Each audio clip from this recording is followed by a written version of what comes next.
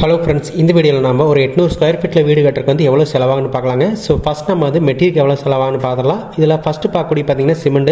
So cement பார்த்தீங்கன்னா நமக்கு வந்து ஒரு 420 பேக் தேவைப்படும். ஒரு பேக்கோட விலை நம்ம 300 இருக்கக்கூடிய சிமெண்ட் எடுக்கிறோம். அப்படிங்கிறப்ப பார்த்தீங்கன்னா வந்து ஒரு 1,26,000 வந்து சிமெண்ட்டுக்கு மட்டும் தேவைப்படுற மாதிரி இருக்குது. நெக்ஸ்ட்டு பார்த்தீங்கன்னா வந்து ஸ்டீலு. ஸோ ஸ்டீல் பார்த்தீங்கன்னா வந்து ஒரு 3200 கேஜி தேவைப்படுற மாதிரி இருக்குது. ஒரு கேஜியோட ப்ரைஸ் 70 ரூபா போடுறப்ப நமக்கு வந்து ஒரு 2,24,000 வந்து ஸ்டீலுக்கு மட்டும் தேவைப்படுற மாதிரி இருக்குது. ஸோ அடுத்து பார்த்தீங்கன்னா பிரிக்கு பொறுத்த வரைக்கும் நமக்கு ஒரு 12,000 கல்லாவது தேவைப்படுற. ஒரு கல்லோட ப்ரைஸ் வந்து நம்ம 10 ரூபா போடுறப்ப நமக்கு ஒரு 1,20,000 வந்து பிரிக்கு மட்டும் தேவைப்படுற மாதிரி இருக்குது. அடுத்து பார்த்தீங்கன்னா எம்சாண்டு. ஸோ எம்சாண்டை பொறுத்த வரைக்கும் நமக்கு வந்து ஒரு 12 யூனிட் தேவைப்படும். ஒரு யூனிட்டோட ப்ரைஸ் வந்து 5,500 போடுறப்ப நமக்கு வந்து ஒரு 66,000 வந்து எம்சாண்டுக்கு மட்டும் தேவைப்படுற மாதிரி இருக்குது. நெக்ஸ்ட்டு பார்த்தீங்கன்னா வந்து பீசாண்டு. ஸோ பீசாண்ட் பார்த்தீங்கன்னா வந்து ஒரு 8 யூனிட் தேவைப்படும். ஒரு யூனிட்டோட ப்ரைஸ் 6,500 போடுறப்ப நமக்கு வந்து ஒரு 52,000 வந்து பீசாண்டுக்கு தேவைப்படுற மாதிரி இருக்குது. அடுத்து பார்த்தீங்கன்னா வந்து 20 mm அக்ரிகேட். ஸோ இது வந்து ஒரு 10 யூனிட் தேவைப்படும். ஒரு யூனிட் ப்ரைஸ் 4,500 போடுறப்ப நமக்கு வந்து ஒரு 45,000 வந்து 20 mm அக்ரிகேட்டுக்கு மட்டும் தேவைப்படுற மாதிரி இருக்குது. நெக்ஸ்ட் பார்த்தீங்கன்னா வந்து 40 mm அக்ரிகேட், அதாவது பிசிசிக்கு மட்டும் தான் நம்ம யூஸ் பண்ண போகிறோம். ஸோ இது வந்து ஒரு 4 யூனிட் தேவைப்படும். ஒரு யூனிட்டோட ப்ரைஸ் 4,500 போடுறப்ப நமக்கு வந்து ஒரு 18,000 வந்து 40 mm அக்ரிகேட்டுக்கு வந்து போயிடும். நெக்ஸ்ட்டு பார்த்தீங்கன்னா கிரேவல். ஸோ இது வந்து ஒரு 18 யூனிட்டாக தேவைப்படும். ஒரு யூனிட்டோட ப்ரைஸ் வந்து நம்ம 3,000 போடுறப்ப நமக்கு வந்து ஒரு 54,000 வந்து தேவைப்படுற மாதிரி இருக்கும். ஸோ அடுத்து பார்த்தீங்கன்னா வந்து டைல்ஸு. ஸோ டைல்ஸில் பார்த்தீங்கன்னா நம்ம ஃப்ளோரிங்கில் வந்து 800 ஸ்கொயர் ஃபீட் வர மாதிரி இருக்குது டோட்டல் ஏரியா. ஸோ இதோட வேஸ்டேஜஸ் எல்லாமே செய்து நம்ம ஒரு 900 ஸ்கொயர் ஃபீட் எடுத்துக்கலாம். ஒரு ஸ்கொயர் ஃபீட்டுக்கு நம்ம வந்து 75 ரூபா ரேட் இருக்கக்கூடிய டைல்ஸ் எடுக்கிறோம். அப்படிங்கிறப்ப பார்த்தீங்கன்னா வந்து ஒரு 67,500 வந்து தேவைப்படுற மாதிரி இருக்கும். நெக்ஸ்ட்டு பார்த்தீங்கன்னா வந்து வால் டைல்ஸு. ஸோ இது வந்து இதில் ஒரு 400 ஸ்கொயர் ஃபீட் தேவைப்படுற மாதிரி இருக்குது அப்ராக்சிமேட்டாக. ஸோ ஒரு ஸ்கொயர் ஃபீட்டுக்கு 45 ரூபா ரேட் இருக்கக்கூடிய டைல்ஸ் எடுக்கிறோம். அப்படிங்கிறப்ப பார்த்தீங்கன்னா வந்து ஒரு 18,000 வந்து வால் டைல்ஸுக்கு போயிடும். நெக்ஸ்ட்டு பார்த்தீங்கன்னா கிரானைட்டு. ஸோ இது ஒரு படிக்கு முன்னாடி, அது போக பார்த்தீங்கன்னா கிச்சனில் கவுண்டர் டாப்பில் யூஸ் பண்ண போகிறோம். ஸோ இதுக்கு வந்து ஒரு 150 ஸ்கொயர் ஃபீட் எடுத்துக்கலாம். இதோட ரேட் வந்து ஒரு 150 ரூபா இருக்கக்கூடிய ரேட் எடுக்கிறோம். அப்படிங்கிற பார்த்தீங்கன்னா வந்து ஒரு 22,500 வந்து கிரானைட்டுக்கு போயிடும். நெக்ஸ்ட்டு பார்த்தீங்கன்னா வந்து வுட்டு. ஸோ இதில் நம்ம வந்து main door and main frame ரெண்டுமே நம்ம தேக்கில் யூஸ் பண்ண போகிறோம். அப்படிங்கிறப்ப பார்த்தீங்கன்னா அதுக்கு ஒரு 25,000 போயிடும். ஸோ அடுத்து பார்த்தீங்கன்னா பெட்ரூம் டோம் ப்ளஸ் அது போக பார்த்தீங்கன்னா வந்து ஃப்ரேம், இது ரெண்டுக்குமே சேர்த்து பார்த்தீங்கன்னா வந்து ஒரு 20,000 தேவைப்படுற மாதிரி இருக்கும். ஸோ அடுத்து பார்த்திங்கன்னா மெயின் விண்டோஸ்க்கு வந்து ஒரு 10,000 போயிடும். ஸோ இது நம்ம தேக்கில் தான் யூஸ் பண்ண போகிறோம். அடுத்து அதர் விண்டோஸ் பொறுத்த வரைக்கும் நமக்கு பார்த்திங்கன்னா வந்து ஒரு 30,000 வந்து தேவைப்படுற மாதிரி இருக்கும்.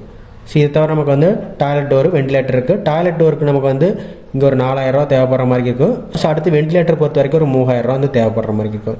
ஸோ அடுத்து பார்த்திங்கன்னா வந்து painting materials. So painting materials வந்து நமக்கு வந்து ஒரு 40,000 வந்து அப்ராக்சிமேட்டாக தேவைப்படுற மாதிரி இருக்குது 800 ஸ்கொயர் ஃபீட்டுக்கு. நெக்ஸ்ட்டு பார்த்திங்கன்னா வந்து ப்ளம்பிங் மெட்டீரியல் வந்து ஒரு 30,000 வந்து போயிடும்.